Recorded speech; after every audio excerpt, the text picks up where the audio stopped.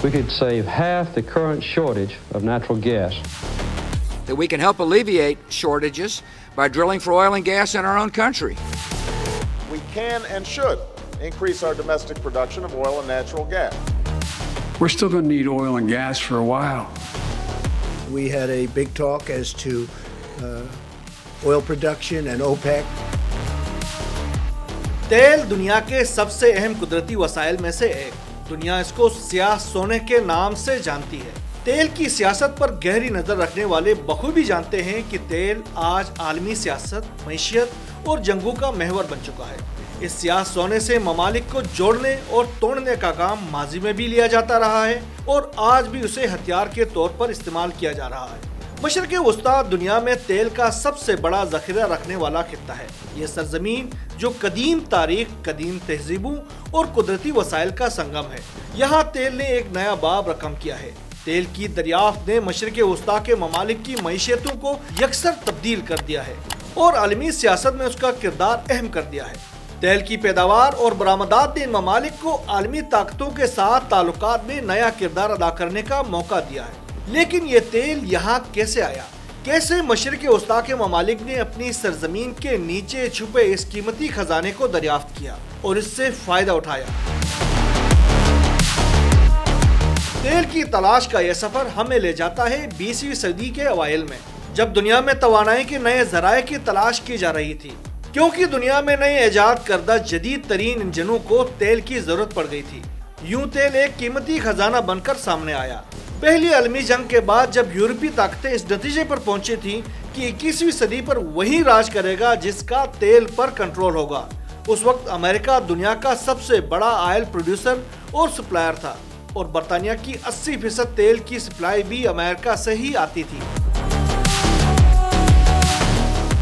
ऐसे में अमेरिकी तेल पर इन्हिसार कम करने के लिए बरतानिया और यूरोपीय ममालिक ने मशरिक़ वस्ता में अपने कदम जमाना शुरू कर दी। बरतानिया और फ्रांस ने मशरिक़ वस्ता के इलाकों पर अपनी हुक्मरानी को मजबूत करने की कोशिश की। खास तौर पर बरतानिया ने इराक और ईरान में तेल के ज़खायर पर काबू पाने के लिए अपने मफादात को तरजीह दी। मशरिक़ वस्ता में तेल का पहला बड़ा ज़ख़ीरा 1908 में ईरान में दरियाफ्त किया गया। ये तेल एंग्लो फार्स ऑयल कंपनी ने शुमाल मगरबी ईरान के पहाड़ों से दरियाफ्त किया था। इस दरियाफ्त के बाद मशरिक़ वस्ता में तेल की अहमियत और उसके आलमी सतह पर असरात का आगाज हुआ। ये ईरान का तेल ही था जिसको कौमियाने पर अमेरिका और बरतानिया ने 1953 में डॉक्टर मुसद्दिक की हुकूमत के खिलाफ बड़ा महाज खोल लिया और आखिरकार मुसद्दिक का तख्ता उलटकर शाह को इख्तियार कुल दे दिया। ताहम ईरान में मिलने वाले तेल की मकदार चूँकि बहुत कम थी, इसलिए बरतानी सल्तनत इस सारे इलाके में बहुत तेजी के साथ तेल की तलाश में मसरूफ थी। ईरान के बाद इराक, सऊदी अरब, कुवैत, शाम और दीगर ममालिक में भी तेल दरियाफ्त हुआ।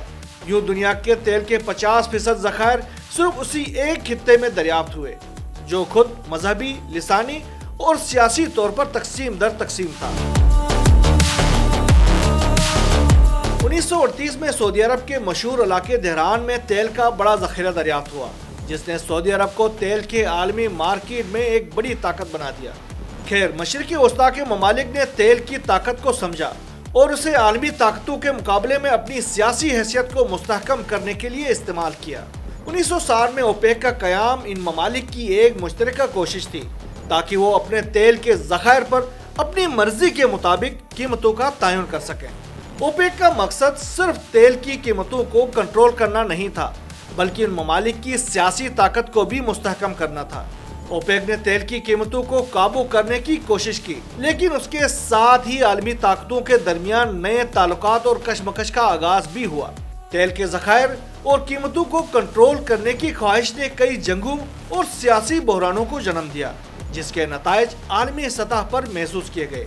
एक तरफ अमेरिका, रूस और यूरोपीय ममालिक अपने मफादात के लिए मैदान में उतरे और अपनी जुग्राफियाई और इक्तिसादी मफादात के तहत मशरिक़ वस्ता में मुख्तलिफ हिकमत अमलियों को इख्तियार किया, तो दूसरी तरफ अरब दुनिया ने अपने वसाइल की हिफाजत के लिए जंगों का सामना किया। अमेरिका, बरतानिया और मगरबी दुनिया के इमा पर फ़लस्तीनी सरजमीन में गैर कानूनी तौर पर नाजायज़ रियासत इसराइल के क़याम को भी इसी तनाजुर में देखने की ज़रूरत है। 1973 के अरब इसराइल जंग में अमेरिका और मगरबी ममालिक की मुदाखलत और इसराइल की हिमायत ने जब जीती जंग इसराइल के हक में कर दी, तो नाराज अरबों ने इसराइल की मदद करने वालों को तेल की सप्लाई बंद कर दी थी। और ये 1973 का तेल का बहरान ही था जिसने आलमी मैशत को हिला कर रख दिया था। अमेरिका और यूरोप में जिंदगी का पहिया जाम हो गया था और पेट्रोल स्टेशनों पर लंबी लंबी कतारें लग गई थी।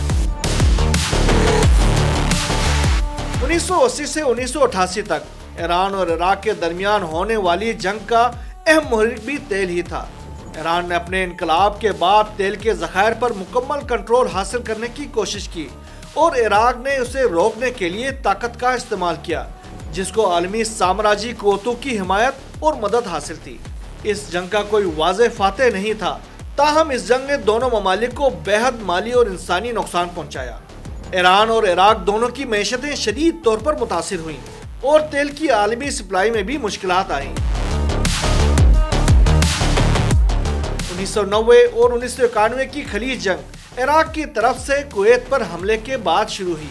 सद्दाम हुसैन की हुकूमत ने दावा किया था कि कुवैत अपने तेल के ज़खायर को गैर कानूनी तौर पर निकाल रहा है, जिससे इराक को नुकसान हो रहा है।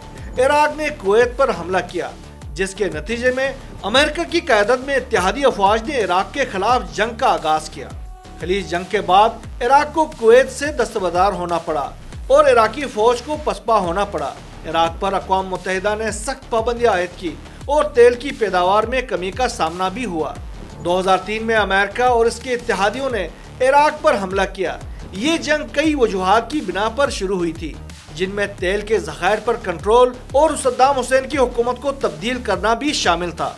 इस जंग के दौरान अमेरिका ने यह दावा किया था कि इराक के पास जौहरी हथियार हो सकते हैं, मगर तेल के ज़खायर का मसला ही जंग की असल वजह था।